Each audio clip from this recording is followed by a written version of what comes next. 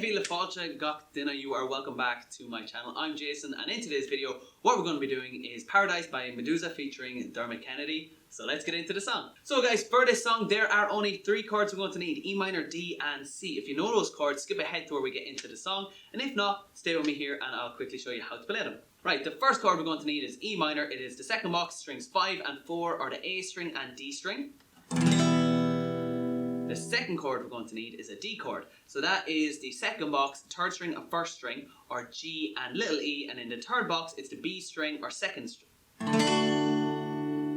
Now, when you're playing D, mainly hit the bottom 4 strings. If you're a beginner, focus mainly on the strumming, so it doesn't matter if you hit all the strings. But as you get more advanced and more comfortable with your strumming, mainly hit just the bottom 4 strings. Then we have C. So C starts in the first box, second string, or B. Then in the second box, it's the 4th string, or D, and in the third box, it's the 5th string, or A. And they are the 3 chords we are going to need: E minor, D, and C. Let's get into the song. Okay guys, there are 2 parts to this song. We have a verse and a chorus. Now, there are more to the song, but the verse and pre-chorus are the same, and the chorus and the instrumental afterwards are the same as well. So I'm saying there are 2 parts. The first part is your verse and pre-chorus because they're played the same. Second part is your chorus and instrumental because they are played the same. So the first part we are going to cover is the verse and the pre-chorus. Let's get into that first. Okay, the chord progression for the verse and pre-chorus is E minor, D, C, and D, and the strumming pattern you're going to need is 1, 2, 3, pause, down, down, up. So 1, 2, 3, pause, down, down, up. Practice that a few times until you get comfortable with it. Even do it a few times in a row, because once we start adding chords in, it's going to be much harder to play. So 1, 2, 3, pause, down, down, up. 1, 2, 3, pause, down, down, up. 1, 2, 3, pause, down, down, up. And that is the way you play these chords for the verse and the pre-chorus. So E minor, 1, 2, 3, pause, down, down, up. D, C, and D. E minor, D, C, and D. Okay, now these are the easiest chords you can play for this song. If you want to play along with the actual song, you are going to need a capo on number 4 because he uses much more difficult chords and a lower capo. So I have made it easy for you, but you will need a capo on number 4 if you want to play along with the actual song. So that's E minor, D, C, and D, and strumming pattern 1, 2, 3, pause, down, down, up for each of those. And that gives you the first part of the song, or first 2 sections, the verse and the pre-chorus. Let's get into the second part of the song now. So guys, for the second part, this will include the chorus and the instrumental. The chord progression is different from the first section. So the first part was E minor, D, C, D. Now we are switching to E minor and C. So we're starting in C, D, E minor, D. That's chord progression now for the chorus and the instrumental, and there's going to be 2 strumming patterns. The first strumming pattern is the same as we played before: 1, 2, 3, pause, down, down, up. So that's going to be your C, D, E minor, D using that. C, 1, 2, 3, pause, down, down, up. D, 2, 3, pause, down, down, up. E, 2, 3, pause, down, down, up. D, 2, 3. That's the oh, my, my, my. Okay, so 1, 2, 3, pause, down, down, up. 1, 2, 3, pause, down, down.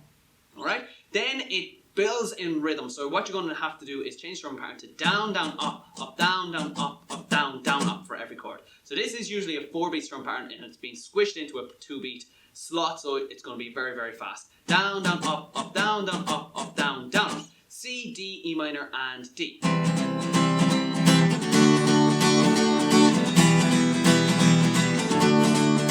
C, down, down, up, down, up, down, up, D, down, up, down, up, down, E, down, up, down, up, D, down, up, down, up. Now that is just an option if you are building, say, one of the final courses, or if you like to throw it in for every instrumental, that is fine too. It's just a really great way to build a song instead of sticking with that 1 string pattern the whole way through, which does work, by the way. The 1, 2, 3, pause, down, down, up works for the entire song if you like, but I like to change it up from time to time and add a little bit more, and that full fast rhythm down, down, up strumming pattern just really hits the spot. So we have the 2 sections, your verse and your pre-chorus, with your chords E minor, D, C, and D, with strum pattern down, down, down, pause, down, down. Then we have the second part, including the chorus and instrumental, with the chords going C, D, E minor, D. The first half, 1, 2, 3, pause, down, down, up. And the second half, if you like, down, down, up, down, up, down, down, up. So guys, guys, that is it. That's how you play those songs. The two sections. First section with the verse and the pre-chorus, which chords E minor, D, C, D, and the strumming pattern. Down, 2, 3, pause, down, down, up. And the second part, including the chorus and the instrumental, with the two strumming patterns, the chord progression being C, D, E minor, D. First strumming pattern, 1, 2, 3, pause, down, down, up. Second strumming pattern, if you like, down, down, up, down, down, up, down, down, up. It just really hits the spot, that one, when you are trying to build in the song. And if you were trying to play along with the original, just remember capo on number 4 with these chords. So there are loads of chord variations out there. You have to match the key with the original song if you want to play along with the original. And I have people asking in comments, should you use a capo or not? That depends on your vocals. If you are able to sing along with the original, capo 4. If it's a little too high, lower that capo down until it reaches your range and then sing through it. Even go a little lower until you're comfortable with the song and then go higher. So when I'm warming up or I'm practicing new songs, I usually go 1 or 2 capos below what I'm usually comfortable with. And then when I'm really great at the song, I kind of go up and up through the capo range, because then I'm not damaging my vocal cords trying to stress and press on notes that I really shouldn't be reaching for.